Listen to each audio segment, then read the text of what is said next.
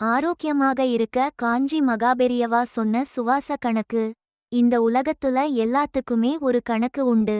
அது எப்படின்னா, வரவுக்கும் செலவுக்கும் சமமா இருக்க வேண்டும் என்கிற கணக்கு. ஒருத்தரிடம் கைமாற்றாக ஒரு தொகையை வாங்கினால் அதை திருப்பித் தரும் போது முழுசாக திருப்பித் தர வேண்டும்.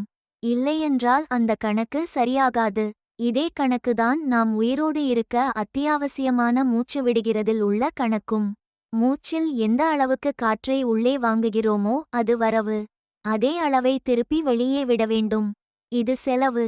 தூங்கிக் கொண்டிருந்தாலும் இதை சரியாகச் செய்ய வேண்டும். அதுதான் ஆரோக்கிய கணக்கு.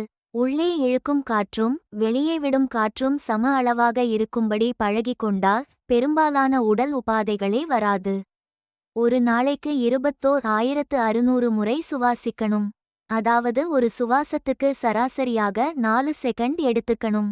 வீணாக உணர்ச்சி வசப்படுவது, வீண் கோபதாபம், விருப்பு வெறுப்பு போன்றவற்றுக்கு இடம் தராமல் சுவாசத்தை சீராக்கினால் பிறகு ஆரோக்கியம் தானாக சீராகும். ஆயுசும் வளரும் என்கிறார் மகாபெரியவர்.